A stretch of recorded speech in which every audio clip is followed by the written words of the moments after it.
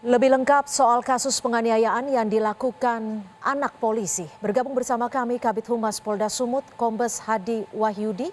Selamat petang Pak Kombes, terima kasih sudah bergabung bersama kami di Kompas Petang.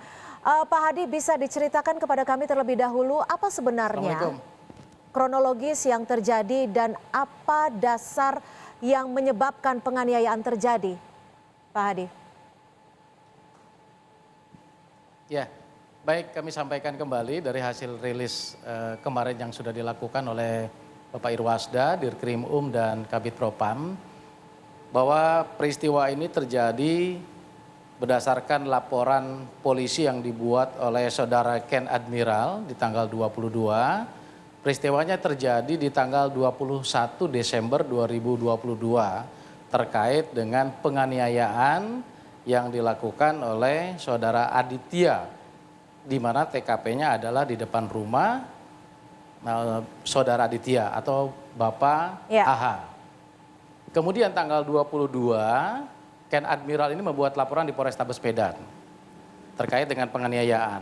Dan tanggal 23 Desember, satu hari setelahnya itu, saudara Aditya pun juga membuat laporan polisi terkait dengan penganiayaan juga. Jadi dua-dua ini saling membuat laporan, artinya saling melapor. Kemudian seiring berjalannya waktu, penyidik Polrestabes melakukan langkah-langkah terkait dengan penyelidikan dengan mendatangi TKP, memeriksa saksi-saksi, ada lebih dari 10 orang yang sudah dimintai keterangan.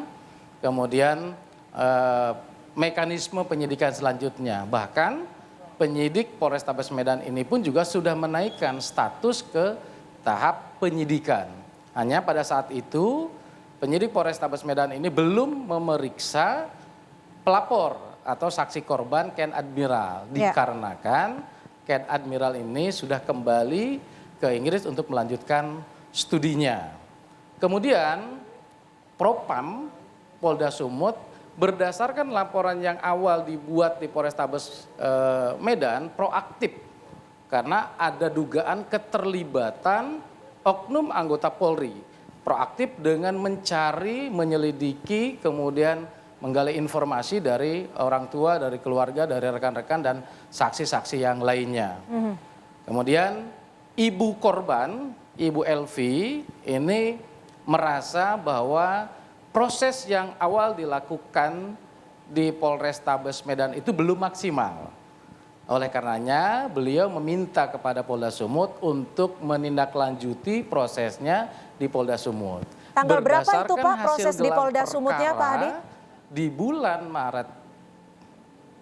Ya, berdasarkan hasil gelar perkara di Polda Sumut tanggal 24 Maret, penyidik Polda Sumut dengan penyidik Polrestabes Medan itu sepakat bahwa proses atau perkaranya ini ditarik ke Polda Sumatera Utara untuk dilakukan penyidikan di Polda Sumatera Utara. Itu bergulir sampai pada akhirnya penyidik Polda Sumatera Utara ini bisa menghadirkan saudara Ken Admiral di tanggal 23 April kemarin untuk kita mintai keterangan dalam kapasitasnya sebagai saksi korban.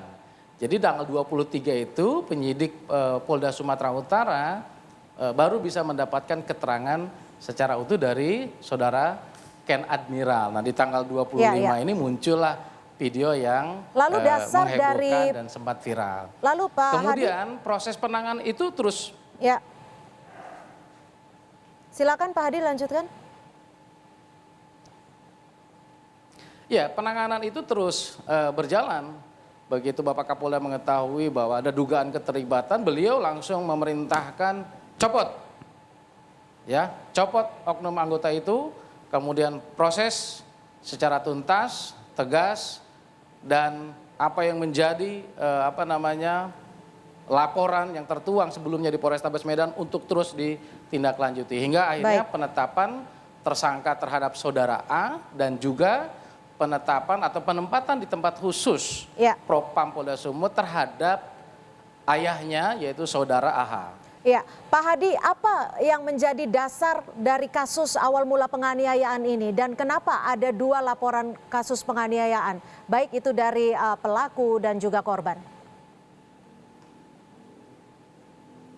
Ya, motif awal yang kami terima berdasarkan pemeriksaan awal itu ada motif asmara atau juga ada ketersinggungan dari saudara pelaku, saudara A, ada kata-kata atau ungkapan-ungkapan kata-kata kasar yang dilakukan oleh saudara Ken Admiral terhadap A atau pelaku ini. Kemudian yang kedua, terkait 2 laporan yang muncul di tanggal 22 Desember dan 23 Desember. 22 Desember itu pelapornya adalah Ken Admiral, 23 Desember itu pelapornya Aditya. Ya. Mereka sama-sama mengatakan bahwa mereka dianiaya. Jadi Aditya merasa dianiaya, dipukul di waktu yang sama tanggal 22 dini hari. Kemudian Ken Admiral pun juga sama seperti yang terlihat dalam rekaman video viral itu. Jadi inilah muncul 2 laporan polisi dengan pengaduan yang sama, tempat yang sama, hanya ceritanya berbeda. Oke. Itulah makanya penyidik Polrestabes Medan itu betul-betul hati-hati mencari alat bukti dan lain segala macamnya untuk memfaktakan 2 laporan polisi ini mana yang benar. Iya, Pak Hadi, lalu mengapa prosesnya terkesan begitu lama ketika sudah ada masuk laporan di bulan Desember, lalu ibu dari korban merasa tidak puas penanganannya dan harus melaporkan ke Polda Sumatera Utara. Apa yang menjadi dasar? Apakah memang setelah beredar di media sosial ini baru mendapatkan perhatian? Yang tadi saya sampaikan bahwa langkah yang sudah dilakukan oleh penyidik Polrestabes itu sudah sesuai dengan yang dilaporkan.